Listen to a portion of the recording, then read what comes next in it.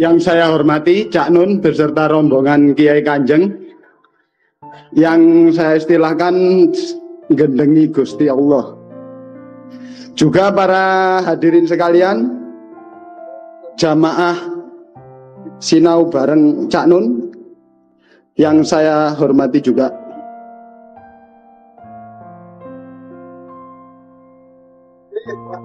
Cak Nun saya anggap bahwa jenengan niku adalah maha guru.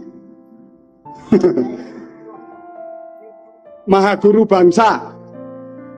Tapi bagaimana ya? Lek gurune gendeng bangsane ya apa? Terus kayak gini ya Nun. Bisa enggak kalau umpamanya kita itu bikin organisasi masjid? Iya. Iya. Ya, kalau kita itu membuat organisasi masjid, terus yang kedua,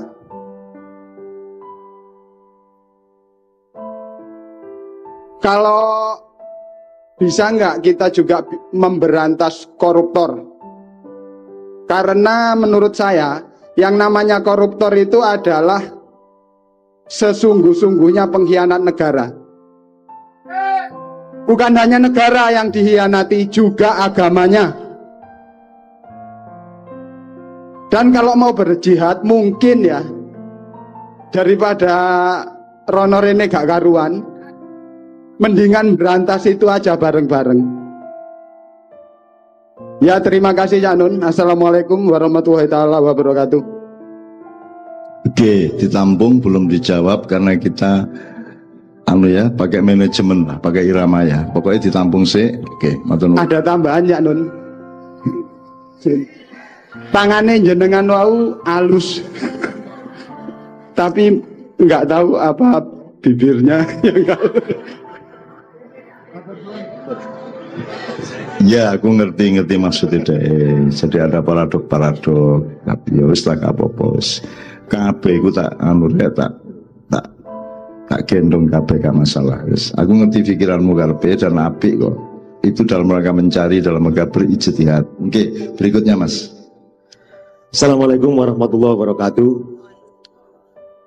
Perkenalkan, nama saya Izhar, datang dari Selempitan Ketiak, Kabupaten Malang, tepatnya di daerah Bajulmati ya Nun. Mudah-mudahan Cak Nun juga pernah dengar nama Bajulmati. Biarpun bajulnya mati, tapi yang kami tetap ingin hidup manusianya. Ya, saya maksud manusia yang manusia. Jadi tidak hanya manusia secara biologis saja, tapi mentalnya mental buaya, gitu Pak. Biar buayanya yang mati. Ngeten Cak Nun, saya itu kepingin khususnya di lingkungan saya, kepingin betul-betul karep ini Pak ya, Cak, kepingin bagaimana saya dan kawan-kawan itu bisa menerapkan, ngelakoni Islam yang betul-betul rahmatan lil alamin. Nah, tapi kenyataannya di lapangan kapitalisme, insya Allah ini sudah mulai, dan itu sudah mulai sedikit mengganggu keseimbangan alam. Gunung-gunung yang ada di hutan-hutan yang katanya sebagian bapak-bapak kita itu menjadi hutan lindung, tapi sekarang digerus, digempur, dan bertujuan untuk untuk mendatangkan kapital, untuk kepentingan kapital. Saya kira itu saya nggak bisa panjang lebar, sebetulnya banyak sekali unek-unek, tapi ya mudah-mudahan nanti Cak Nun bisa membaca karep saya, dan saya nanti kudune ya apa, sehingga kenyataannya nanti betul-betul rahmatan lil alamin itu yang saya dapatkan. Sekian, kembang delimo merang teles, nedon rimo pangeran sing bales, korani teles pangeran sing bales. Assalamualaikum warahmatullahi wabarakatuh. Awan-awan mangan dingklik sore-sore terus nanti. Oke, berikutnya Mas, Mbak ya. Assalamualaikum warahmatullahi wabarakatuh. Nama saya Lavelia. Dulu saya tinggal di Kepanjen, besar di Kepanjen, kan kemudian saya menikah terus pindah ke Batu. Ya, pertama sebetulnya saya ingin bertanya kepada Bapak Bupati, tapi kebetulan Bapak Bupati sudah pergi, jadi mungkin siapapun yang bisa menjawab. Ini ada sedikit keresahan terhadap warga-warga kabupaten yang ada di pucuk, Pak, kados Pujon, Ngantang, Kasembon, itu kan agak kesulitan untuk mengakses, misalnya mau ngurus SIM atau ngurus apapun itu kan jauh, Pak, karena kebetulan kan semuanya berpusat di Kepanjen. Kalau dulu saya tinggal di Kepanjen gampang, kemana-mana dekat, tapi kalau yang di Pujon, Ngantang itu agak kesulitan juga kalau untuk harus Kepanjen, dan itu tidak mungkin selesai satu hari, Pak. Itu gimana untuk efisiensinya terhadap waktu, terhadap biaya yang harus dikeluarkan gitu loh, Pak. Apakah ada solusi yang bisa diterapkan atau mungkin dikumpulkan dulu di tiap-tiap kecamatan atau bagaimana, nanti dibarengkan ke kabupaten, tinggal nanti selesai ngambil atau bagaimana, terus monggo gimana untuk solusinya, karena ya kebetulan teman-teman itu ya sering kesulitan, Pak. Kalau misalnya dari Ngantang, dari Kasembon itu kalau mau ke Kepanjen itu harus lewat Kota Batu dulu, Kota Malang dulu, baru ke kabupaten, kan jauh sekali. Jadi bagaimana untuk supaya teman-teman itu bisa terakomodir juga tidak terpinggirkan gitu, Pak, walaupun teman-tempatnya dipinggirkan gitu. Itu yang pertama. Yang kedua, saya cuma mau minta doa tambahan kepada Cak Nun supaya saya segera diberi momongan. Insya Allah saya berniat, Cak Nun, kalau memang saya punya anak dan kemudian anaknya laki-laki, insya Allah namanya itu ingin Mustafa Ainun Suprabana, insya Allah. Dan insya Allah saya akan pergi ke Rembang, ke Semarang, dan ke Jogja untuk meminta doa. Ingatan mawon, Cak Nun, matur nuwun. Assalamualaikum warahmatullahi wabarakatuh. Ini untuk anak kita respon langsung. Awakmu saiki sing hidup karo arek cilik-cilik, anggere ana arek cilik sayang ngono. Ketemu di dia sayang ngono. Sayang ngono iku yo mbuh bentuknya macam-macam ya. Ya untuk ini, karena ini indah dan mulia keinginannya, dan itu juga seperti yang memang disarankan oleh Allah. Al-Fatihah. A'udzubillahi minasyaitonir rajim. Amin amin ya rabbal alamin. Bismillahirrahmanirrahim. Muga ya. Oke. Monggo berikutnya, Mas. Assalamualaikum warahmatullahi wabarakatuh. Saya dari Arek Kepanjen sini, Canun. Tadi bicara tentang paham khilafah dan paham nasionalisme. Kayaknya paham khilafah ini kok kayak menakutkan, kok kados medeni ngoten nih kadosannya. Sampai ada momen Cak Nun membahas tentang paham khilafah, ngoten nggih. Nah, yang jadi pertanyaan, apakah paham khilafah ini harus ditakuti? Apakah tidak bisa dikombinasi antara paham khilafah dengan paham nasionalisme? Kados ngoten Cak Nun. Kersane napa? Kadang kan wonten rencang-rencang ini sing mempunyai paham sangat amat syari ngono wonten. Sampai lali lek asli ini nggih tiang Jawa ngoten lho. Sampai lali. Makanya kok saya dari tadi mendengar seolah-olah paham khilafah ini kok wah jadi momok gitu loh. Padahal saya sendiri menganggap biasa gitu. Enggak ada yang lebih, enggak ada yang wow gitu loh. Saya menganggap apa enggak bisa dikombin pemahaman ini gitu loh. Terima kasih. Oke, Assalamualaikum warahmatullahi wabarakatuh. Supaya langsung menjadi rangkaian berpikir, saya mohon izin untuk ngerespon ya, bukan jawab. Satu, makanya tadi saya sarankan agar ada semacam simposium atau halakoh antar tokoh-tokoh agama yang menyangkut masalah itu dari NU, Muhammadiyah, MUI dan seterusnya. Mari ngono rakyatnya dikei fatwa atau dikei informasi sing wis mateng. Ojo dibiarkan rakyat menjadi lapangan pertengkaran. Satu. Nomor loro, kan saya sudah bilang loh, khilafah itu secara substansial ya wis kedaden khilafah itu ndek ndi. Kabeh alam, kabeh kewan itu ya khalifah. Kita meskipun khilafahnya kewan beda dengan manusia. Kalau kita itu dengan sadar kita dijadikan khalifah dan kita bekerja sebagai khalifah. Tentu untuk semua manusia. Dan salah satu idenya adalah bikin negara khilafah Islam. Tapi itu salah satu ide. Tidak ada nas yang benar-benar menyarankan secara eksplisit seperti itu. Dua ya. Nomor 3. Ini kalau Anda ngomong tadi apa ya, combine, ya, merger, apa meneh? Ini maunya nggak merger tapi replace. Masalahnya mau replace, jadi sing wis ana iki diganteni. Nah, sing tak wedeni ku proses ganteni iki lak gelut gak karu-karuan. Iki lho masalahnya. Bukan nek khilafahe gamek gak tak wedeni, saya seneng. Tapi kalau untuk menerapkan itu secara formal, politis, teknis, strategis, harus menghancurkan sekarang yang sudah ada, itu kan kudu dihitung temen rek, mudorot karo manfaatnya lebih gede ndi, ngono ya, itu loh. Jadi alhamdulillah Anda menanyakan itu dan mudah-mudahan Anda menjadi bagian dari yang ikut menyelamatkan kita semua, ya, ngono iki. Wes, masih ada satu lagi. Oke, satu lagi terakhir ya, setelah itu lagu, setelah itu kita teruskan dialog. Assalamualaikum warahmatullahi wabarakatuh. Kulo Adam dari Batu. Kulo kadang tanglet kegelisahan kulo lah. Ningali perkembangan zaman sakniki niku lho. Niku perkembangan zaman sakniki kan kulo niki asale dadi wis wong gak karo-karuan, dadi lingkungan kulo nggih rada gak karo-karuan pisan. Terus kulo niku mbayangaken lek misalnya duwe anak ngoten lho, Mas yo kula sik bujang tapi mbayangaken.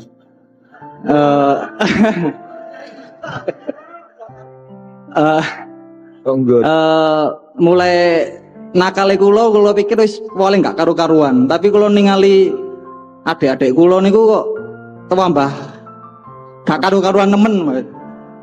Dan fasilitas pun meh lengkap ten lingkungan kula, mulai wis golek botol pun saiki oleh enten nggone ngoten lho. Nggon miras nggene enten hiburan malam pun lengkap. Terus kula niku gelisah. Tek misale ya napa sih carane didik anak ben saged mengikuti perkembangan zaman tapi mboten menyimpang dari syariat lah. Elek-eleke ngoten. Dan pingine wong tua niku kan wis mboten sampai anak wis ngejat kayak bapake. Kale pendidikan itu kan kayak kula dikerasi ngoten nggih mboten seneng. Dilusi nggih ngliwar. Kula ini tengah-tengah tapi nggih ngliwar. Napa sing salah ngoten. Matur suwun. Oke, tepuk tangan, bagus. Semua pertanyaan akan kita respon bersama-sama nanti. Oh, masih ada satu lagi. Oke, cepat ya Mas. Assalamualaikum warahmatullahi wabarakatuh. Nama saya Rasidi, saya dari Kalimantan Barat, Kabupaten Ketapang. Yang saya tanyakan di sini tentang kebenaran tadi, bahwa kebenaran itu ada yang lebih tinggi dari kebenaran, yaitu indah.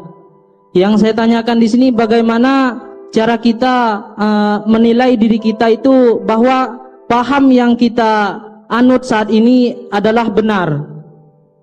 Tidak menutup kemungkinan bahwa aliran yang mereka miliki seperti paham-paham yang menganut paham yang ingin mendirikan negara khilafah itu juga tidak menutup kemungkinan itu benar seperti itu. Nah, mungkin itu saja dari saya, Cak Non. Terima kasih. Wallahul muwaffiq ila aqwamit thoriq. Assalamualaikum warahmatullahi wabarakatuh. Saya persilakan Mas. Mas Imam nyatet ya Mas ya. Oke, silakan. Ya, mikrofonnya.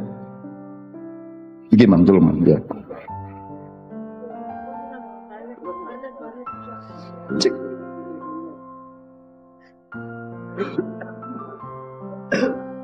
Bismillahirrahmanirrahim. Assalamualaikum warahmatullahi wabarakatuh.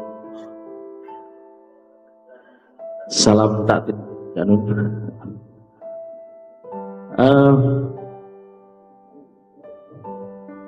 Menurut masyarakat pada umumnya kami ini adalah kaum minoritas, kayak gitu kan.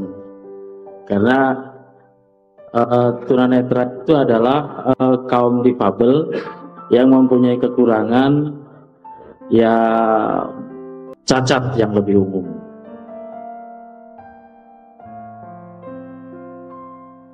Saya berpikir,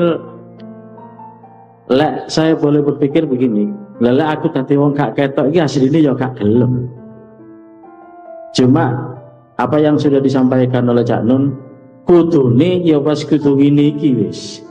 Allah menciptakan saya, menciptakan kami beserta teman-teman di persatuan kami itu adalah memang harus tunanetra seperti ini.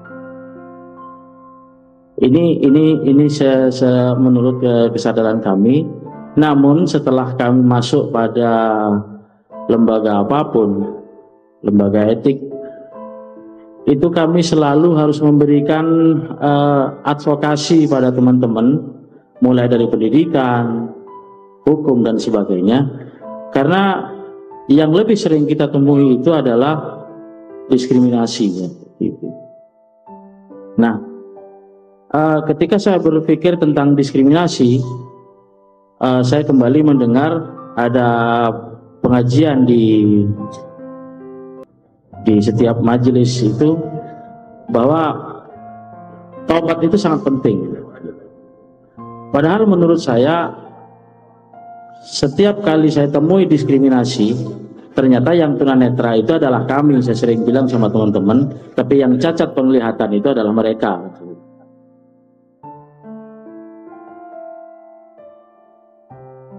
Padahal kalau saya boleh berbicara isi dari taubat itu yang saya ketahui sedikit, ladzina amanu wa hajaru wa jahadu fisabilillah. Nah, kalau taubat ini harus bercucuran air mata, taubatan nasuha, terus kemudian berdarah-darah air mata ini, lho kok cie lho wis gak ketok kate dijojo ditokno getiye lah ya apa sih kan. Jadi kalau boleh berpikir mungkin taubat itu adalah hijrah. Dan hijrah itu adalah jihad, dan jihad itu adalah bi'amwalihim, dan seterusnya itu mohon dilanjutkan. Mudah-mudahan apa yang saya sampaikan ini menjadi motivasi untuk semuanya, bahwa kami ini sakjane ya gak gelem itu sebenarnya. Cuman kalau kita masuk kepada lembaga etik, saya titip juga kepada Pak Kapolres, mohon ketika ada teman saya ada kendala dengan hukum, mohon diberikan advokasi penuh supaya mereka ini masuk berada pada haknya yang sepenuhnya juga.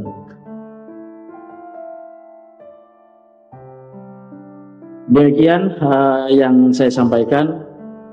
Dan setelah saya berbicara diskriminasi, sebenarnya saya ingin sumbangkan lagu, namun karena waktunya tidak memungkinkan, dan saya sangat terkesan dengan lagu Gubahanku gitu. Mohon maaf. Assalamualaikum warahmatullahi wabarakatuh. Nanti dirunding sama Mas Imam sama Mas Doni mengenai lagu Gubahanku yang kutuliskan itu ya. Iya. Oke, itu lagunya dari Damhuti. Dari Damhuti itu sekarang hidup di Australia. Hidupnya di masjid. Kalau siang dia kerja di radio, malam dia tidur di masjid. Dia menjadi seorang sufi yang luar biasa. Jadi Damhuti yang menyanyikan dan membuat lagu kutuliskan lagu ini. Saya mohon izin untuk menjawab secara otentik dan langsung, karena kalau ada jaraknya nanti kurang nyamlon, dan ini privilege bagi saya karena beliau berbeda dengan kita. Ada respon dua Mas dari saya kepada sampean. Pertama, Nabi Musa itu pernah bilang sama Allah, tanya, ya Allah, saya ini merasa sangat dekat dengan kamu dan tidak sama engkau, dan tidak ada satu orang pun yang sedekat aku kepada engkau, kata Nabi Musa. Terus Allah menjawab, oh enggak Nabi Musa, ada orang yang lebih dekat kepada aku. Kamu pergi ke sana, terus Allah ngasih tahu di mana tempatnya dan seterusnya. Terus Nabi Musa mendatangi orang itu. Orang itu buta, bahkan matanya sangat sakit, seperti keluar bola matanya dari comblongannya, seolah-olah mau meloncat keluar. Terus Nabi Musa menangis dan tidak tega, wahai saudaraku, Allah yang menyuruhku ke sini untuk menemuimu, karena katanya menurut Allah engkau yang lebih dekat kepadanya dibanding aku. Perkenankan aku berdoa kepada Allah agar engkau disembuhkan dari sakitmu.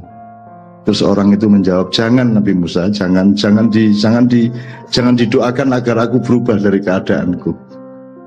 Inilah yang membuat aku dekat kepada Allah, karena aku tidak bisa melihat apapun yang lain selain Allah dengan kebutaanku ini. Itu ceritanya Nabi Musa. Nabi Musa ketoknya Nabi ya kalah karo sampeyan itu kalah. Nomor loro, kalau ini kita terjemahkan secara budaya, sampean dianggap difabel, dianggap cacat, itu kan dari pandangan orang yang merasa normal. Ikulah ilmu tengu, tengu itu gede lah kanggone semut, tapi kanggone wedhus, temu itu cilik nemen. Nah saiki kan sampean harus mengambil keputusan meletakkan diri di mana. Sampean jangan mau menuruti orang banyak yang menganggap sampean orang cacat. Sampean kan bisa misalnya ngomong gini, gaya apa kon duwe moto iki, nggarai kon kepengin dhuwit, nggarai kon dulu arek wedok ayu, mari ngono bingung dhewe ana mobil model iki, ana merek iki, ana cat ngene, wis gupuk kabeh kon. Aku iki wis angger gembuk wis beres wis. Wis gak. Anda sudah terbebas dari macam-macam yang menyiksa orang di dunia, betul enggak? Dengan kondisi Anda itu. Nah, saiki Anda bisa ambil keputusan untuk berdiri di pijakan yang mana. Menurut cara berpikir yang ini tadi kan, sing celaka kan orang kita ini semua yang bisa melihat ini celaka, karena kita jadi macam-macam keinginannya, jadi puas ribut wis. Sing wis duwe Samsung S7 saiki wis gopoh kredit S8. Lah ngono sih. Gopoh kabeh wis pokoknya karena kita punya mata itu jadi problem ndak karu-karuan. Itu. Nah, tapi itu juga sawang sinawang kata orang Jawa gitu loh Mas. Jadi monggo sampean ambil keputusan bagaimana. Saya tidak bisa apa-apa karena saya tidak bisa membantah apapun yang Anda rasakan dan Anda pendapati, Anda yang merupakan pendapat Anda, karena bagaimanapun saya bukan Anda dan saya tidak mengalami dan tidak merupakan Anda, ngerti nggak? Kon iso menghayati tukang becak terus pura-pura becak kayak Pak Wiranto waktu kampanye. Ya tetep gak iso, kon lak Wiranto njajal becak, tapi lak kon tukang becak temenan. Nek kon kepengin roh becak itu dadi tukang becak temenan. Jadi kan buahan hartamu kabeh kono terus kon melarat temen terus becak. Nek njajal becak iku jenenge ya encep-encep. Mulane saiki iki wong iki gak ono sing numpak sepeda. Saiki wong sepedaan. Ngerti ya? Nek cara Jogja nggak ada orang ngebit, yang ada pit-pitan. Jadi main sepeda hari Minggu. Tapi bener-bener sepedaan bendino iku kearang wisan, gak gelem saiki arek-arek. Gitu loh. Nah, saya bisa menghayati apa yang Anda rasakan, tapi saya tetap tidak bisa sedalam yang Anda rasakan karena saya tetap bukan Anda. Oleh karena itu manusia membutuhkan empati, sawang sinawang.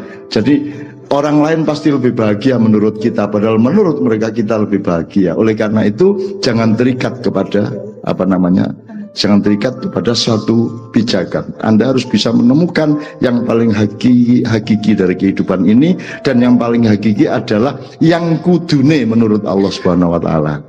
Jadi sampean jane ya wis anjane kudune ngene ya wis dinikmati dan disyukuri mbuh ya apa carane gitu. Sementara arek-arek sing iso ndelok iki jan-jan ya bingung dhewe. Itu. Mas yo nek pamer-pameran ya tetep ya suku koyo ya nek pamer ya kabeh iso. Alah kon ketoke ganteng tapi lak kon melarat. Ya timbangane kon niku wis elek melarat. Wis kok nek nyanyian ngono gampang ya, lu Muhammadiyah ben nyanyian Pak Yai. Alah NU tahlilan pinter ngaji gak ro artine. Terus NU ne bales, alah wis gak ro artine gak iso ngaji pisan Muhammadiyah iki. Ngono. Wis nyanyian gak karo-karuan iku gitu. semua itu sawang sinawang. Jadi tolong Anda jangan tergantung kepada pandangan orang lain. Bergantunglah kepada pandangan Allah kepadamu, dan jadikanlah pandangan Allah kepadamu itu menjadi pandanganmu sendiri terhadap dirimu dan kepada Allah Subhanahu wa taala. Ngono ya kira-kira Mas ya. Dan sewu nek gak apik ya muga-muga kapan-kapan saja boleh apik. Silakan berikutnya, Mbak ya. Assalamualaikum warahmatullahi wabarakatuh. Perkenalkan Mbak Nun, nama saya Hornatul Wafa, saya dari Babat Lamongan. Jadi Mbak Nun, ada sebuah ayat yang artinya, dan carilah pada apa yang telah dianugerahkan Allah kepadamu kebahagiaan negeri akhirat, dan janganlah kamu melupakan bahagiamu dari kenikmatan duniawi. Nah, dari ayat tersebut muncul debat di hati saya loh Mbak Nun.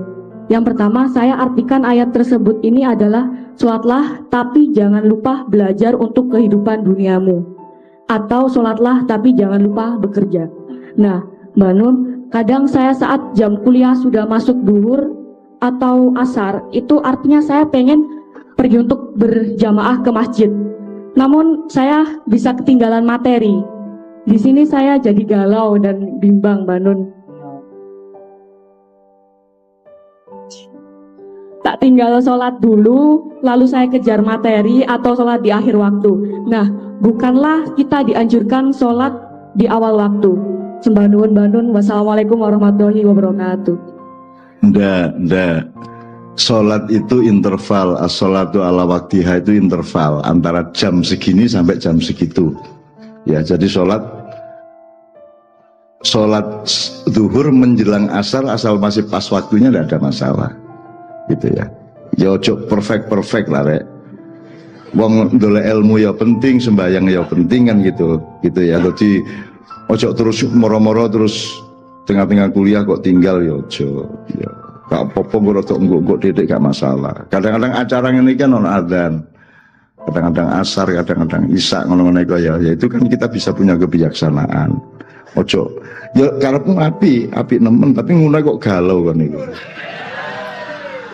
Gak usah galau, tinggal diatur, bisa diatur. Sholat itu interval. Ala waktu itu antara jam sekian sampai jam sekian, bukan dur kudu sholat gak. Gitu loh. Bahkan sholat isya kan yang lebih bagus kan di tengah malam, lewat tengah malam kan gitu. Gitu. Jadi gak apa-apa. Ngono cuk galau kan didik galau. Ngono patah hati terus.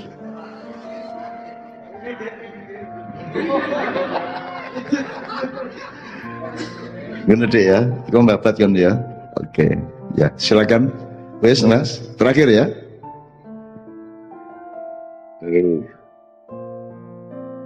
Ya Allah, cakere. Assalamualaikum warahmatullahi wabarakatuh.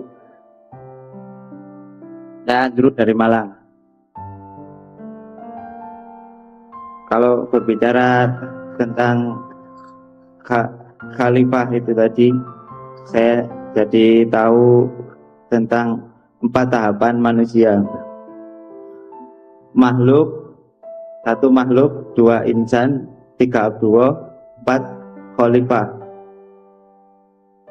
Kalau untuk kehidupan saya itu, saya gagal dalam segala-galanya.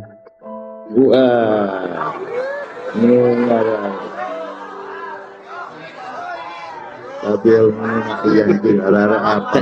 Dan di keluarga besar saya merasa gagal, sebagai anak saya merasa gagal, akademis gagal, asmara gagal. Aku ini kegagalan. Ekonomi pun sekarang juga gagal total.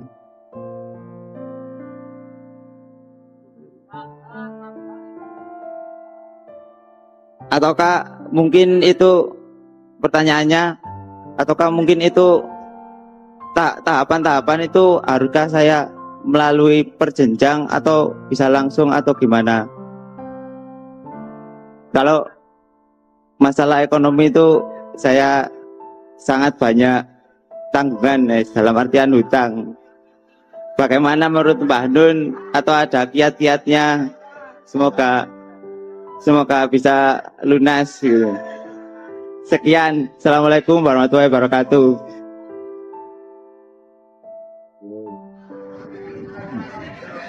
Ya wis dicatat rek ya engko dijawab saiso-isone. Nggih. Dikasih berapa orang lagi?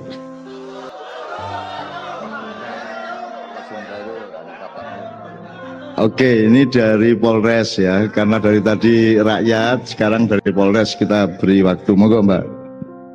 Bismillahirrahmanirrahim. Assalamualaikum warahmatullahi wabarakatuh. Mohon izin Bapak Kapolres. Mohon izin Cak Nun. Kami akan bertanya terkait dengan profesi yang sudah kami pilih adalah selaku anggota Polwan.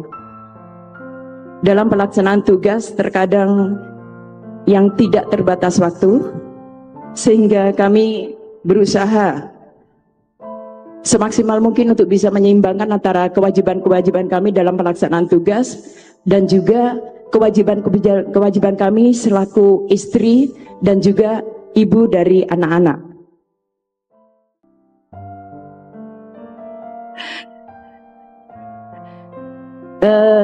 Saya yakin, mungkin saya mewakili dari rekan-rekan saya Polwan dan juga seluruh ibu-ibu yang ada di sini, menginginkan bahwa kita ini menginginkan sekali menjadi seorang yang wanita yang soleha. Betul nggih Bu? Dimana nantinya mudah-mudahan di akhir hidup kami nanti kita bisa husnul khotimah dan masuk dalam surga dengan penuh kasih sayang dari Allah Subhanahu wa taala. Yang kami sampaikan Cak Nun, mohon maaf, kewajiban-kewajiban saya selaku istri dan juga selaku ibu dari anak-anak, banyak sekali kelalaian-kelalaian yang saya laksanakan. Sebetulnya bukan keluhan, tapi memang ini adalah tantangan kami. Kami berusaha untuk menyeimbangkan antara apa yang menjadi kewajiban-kewajiban saya selaku anggota Polwan dan juga bagaimana juga saya bisa menjadi seorang ibu dan juga seorang istri yang baik di mata keluarga. Kelalaian-kelalaian yang sering saya laksanakan selama ini, saya mengambil langkah yang pertama, saya selalu minta maaf. Saya berusaha selalu minta maaf kepada suami dan anak-anak saya kalau ada segala sesuatu kekurangan yang sudah saya lakukan yang terkait mungkin dengan penyeimbangan antara tugas dan kewajiban ini. Dan terkadang mohon maaf saya tidak ini ya sholat taubat. Nah, di kesempatan yang berbahagia ini saya ingin sekali mungkin ada pencerahan dari Cak Ainun yang bisa kita jadikan suatu penenang hati kami sebagai anggota Polwan yang ada di sini, sehingga kita akan pas antara hablum minannas, hablum minallah, antara hubungan kita dengan manusia dan dengan Allah yang nantinya mungkin kita selalu merindukan surganya Allah. Demikian Cak Nun, saya akhiri wabillahi taufiq wal hidayah. Assalamualaikum warahmatullahi wabarakatuh. Sebentar Bu, supaya saya jelas, ini perbenturan atau apa ya?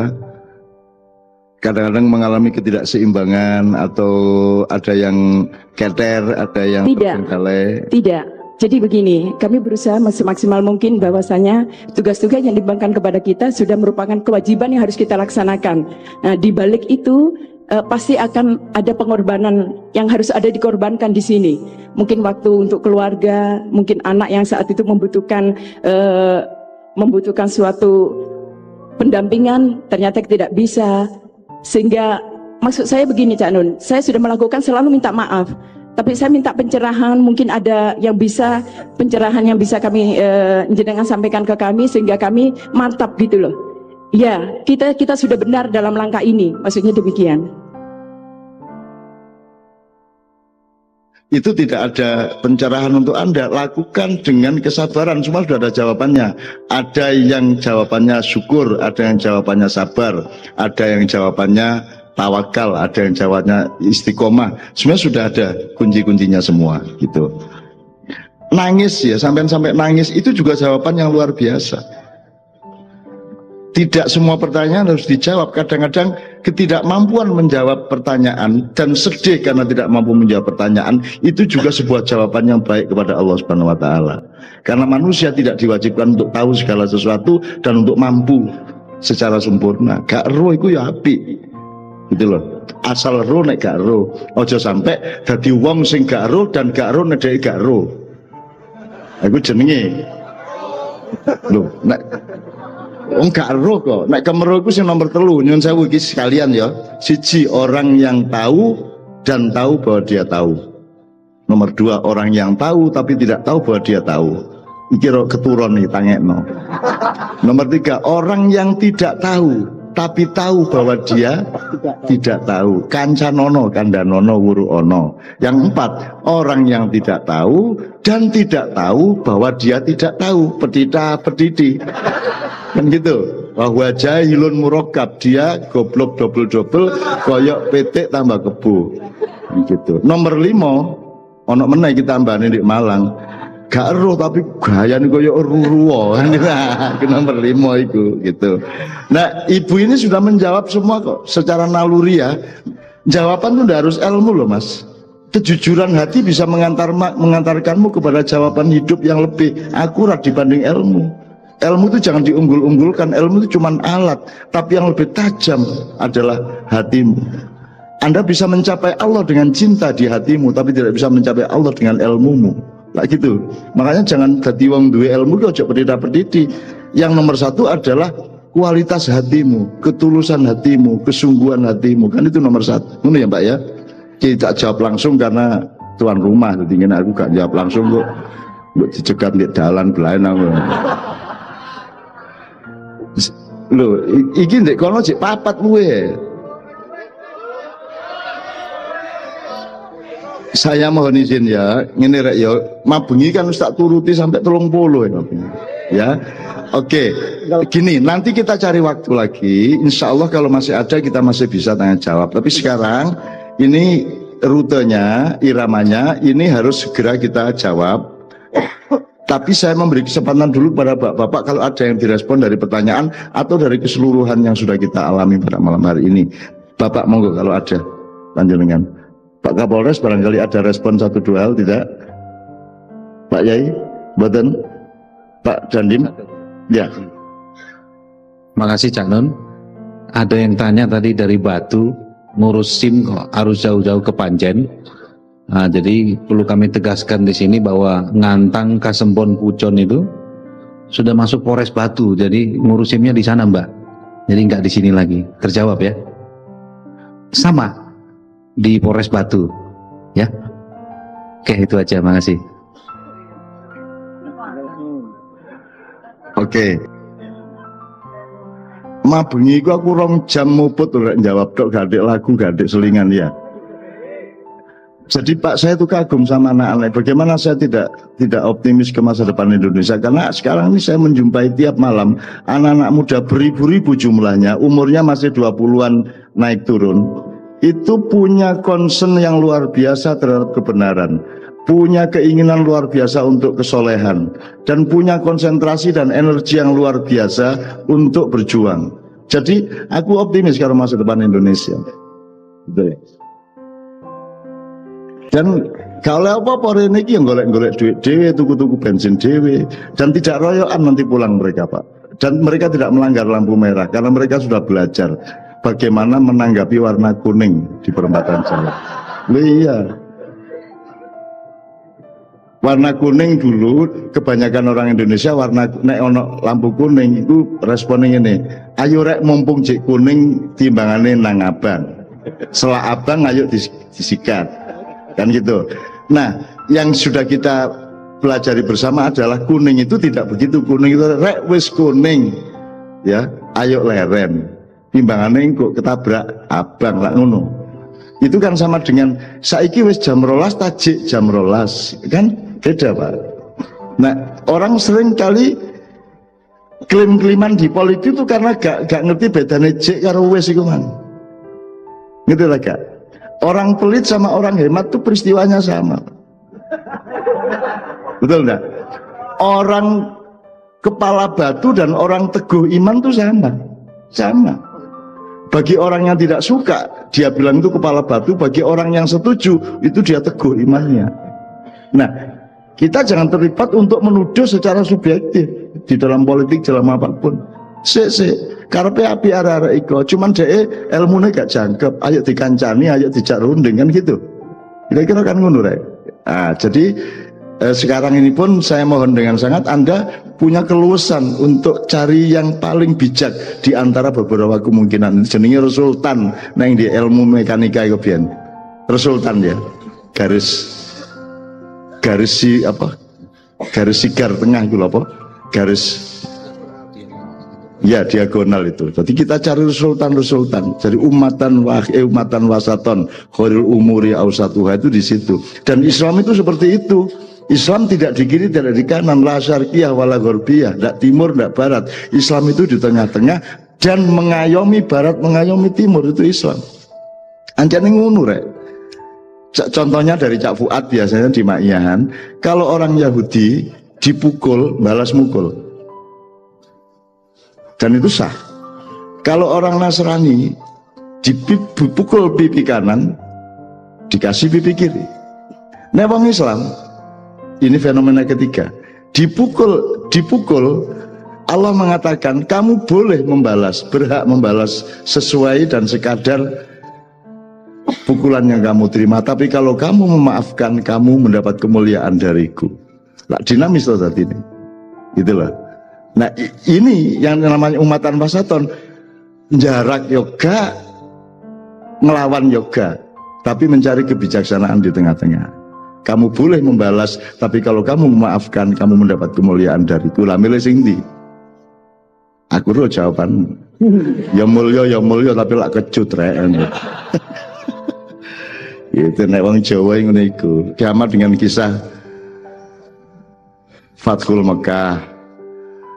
Umat Islam menang, pasukan Islam menang, musuh diselending kabeh, tapi sama Muhammad ya ayyuhan nas inna hadzal yaum laisal yaumul malhamah walakin hadzal yaumul marhamah.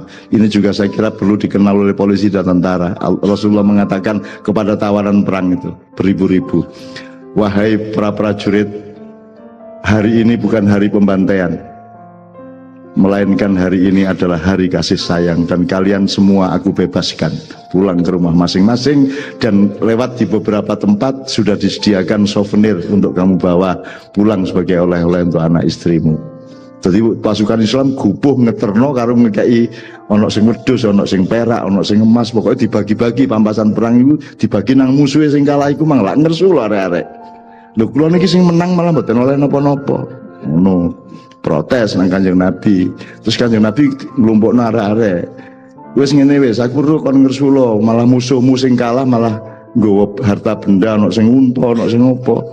Awakmu malah gak oleh apa-apa. Aku sekarang tanya kepada kalian, kata Rasulullah, selama kalian kenal aku mencintai kalian apa tidak?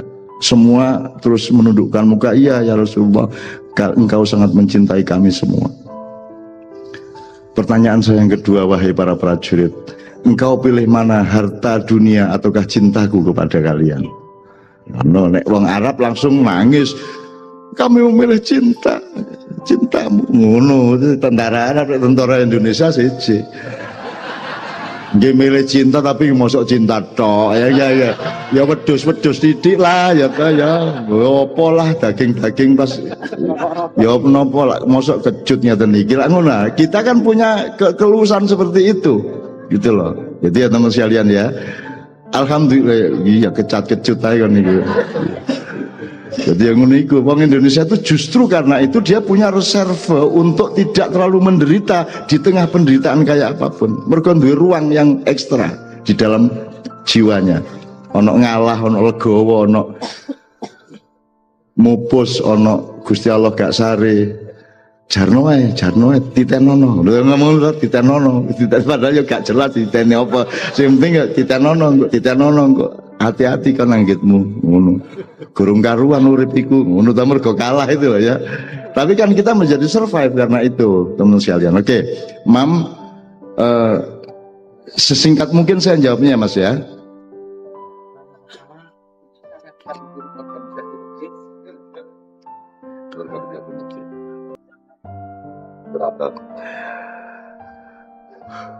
Organisasi masjid sudah ada Mas. Kalau tidak salah ketuanya Yusuf Kalla secara nasional. Ya sudah ada. Kan masalahnya bukan organisasi, masalahnya organisasi itu alat, bukan tujuan. Nah, alat yang namanya organisasi masjid itu untuk tujuan apa? gitu ya. Makanya sekarang kita tidak bisa punya ide parsial dan pecahan-pecahan seperti itu. Kita jangan hidup dalam kepingan-kepingan. Kita harus hidup di dalam keseluruhan dan kewungkulan, ya, tunai. Ojo eceran-eceran. Itu idemu bagus, niatmu dipuji oleh Allah, tetapi itu sudah ada dan tidak efektif juga. Wong saiki masjid karo masjid kiwa tengene saingan kok. Kita mboten banter-banteran. Sing iki iso entuk kono ustaz iki kok gak iso. Jadi kadang-kadang aku diundang untuk pamer nang masjid liyane. Lah ngono ya kita salah tujuan sebenarnya bikin masjid itu kadang-kadang. Ngono Mas ya. Tapi tujuan Anda bagus. Nomor 2 memberantas korupsi. Ya ini sedang berkembang terus. Kadang-kadang pemberantas korupsi itu ya koruptor. Kadang-kadang sing teriak maling ku ya rampok. Kadang-kadang ono maling 10 sing dihukum mek situk, sing paling cilik, sing songo liyane kegeden. Sak piturute. Jadi masih ada tantangan dan ujian yang luar biasa. KPK sekarang berbeda dengan KPK yang dulu saya, dan Jakarta sudah menjadi wilayah dari pertarungan faksi-faksi di belakang layar yang tidak mudah kita membacanya. Tetapi niatmu tetap baik. Ya, makanya sekarang berantaslah korupsi di dalam dirimu sendiri. Berantaslah korupsi dari pikiranmu, karena korupsi dimulai dari pikiran dan cara hidupmu. Gitu kan. Sedikit kamu tidak percaya kepada rizki Allah, maka akan muncul keperluan untuk mencuri dan mengambil hak orang lain. Maka teguhkanlah kepercayaanmu bahwa Allah bertanggung jawab atas hidupmu, maka engkau tidak perlu mencari kemana-mana, yang penting kamu bekerja, karena Allah menjamin nafkahmu, Allah menjamin rizkimu. Menurut ya Raya. Oke, berikutnya Mas Imam. Mas Hizar, 2 hal.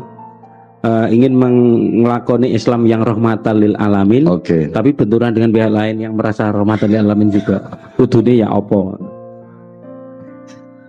Nek iso dijak rembug, nek gak iso dijak rembug ya lakono dhewe.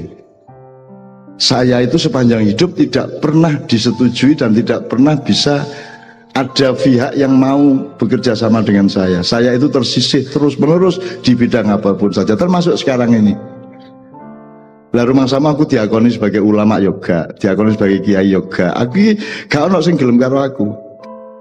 NU sing gelem ya NU cabang-cabang nisor-nisor ngene iki. Nek NU ndukur kono ono aku gopo kabeh wis. Jadi dan saya tidak pernah diundang muktamar NU, muktamar Muhammadiyah, kongres ulama, gak tahu aku.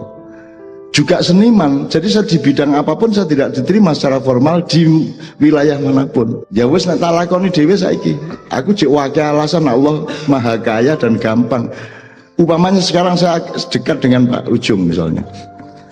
Aku mau manggil karo Kepanjen, tapi tetap tak layani Kepanjen wong aku duwe kanca jenenge Pak Ujung. Aku tetap duwe alasan untuk berbuat baik. Jadi teruskan rahmatan lil alamin saiso-isomu. Dan Anda kan punya ilmu dan kebijakan dan persepsi-persepsi yang cerdas terhadap keadaan-keadaan yang berkembang. Saya hanya bisa menjawab prinsip-prinsip umumnya, tapi saya tidak bisa menjawab secara teknis apa yang Anda alami. Sing penting wa idza faraghta fansab.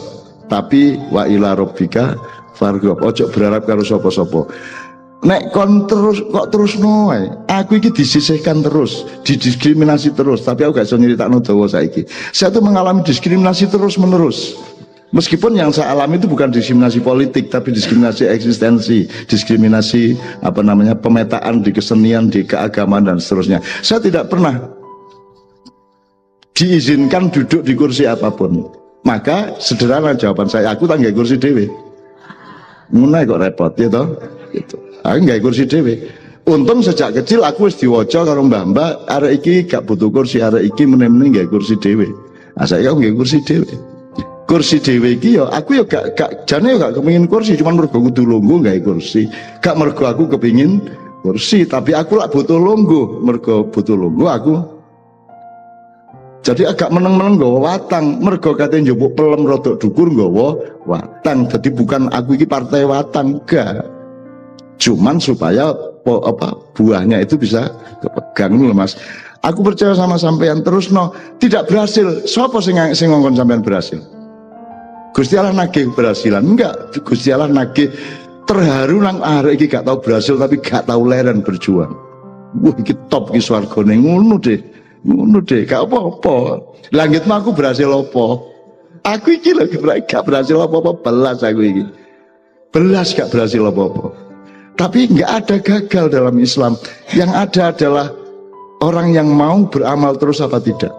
Nah kalau Anda kerja keras terus, gak putus asa, suwe-suwe wong ya pegel musuh sampean. Wes suwe-suwe pegel sampean terus noe. Aku di kafirno terus, di siahno terus, di bid'ahno aku gak leran terus, saya pokoknya ndelujur terus melaku sampai saiki 40 tahun aku ngene iki.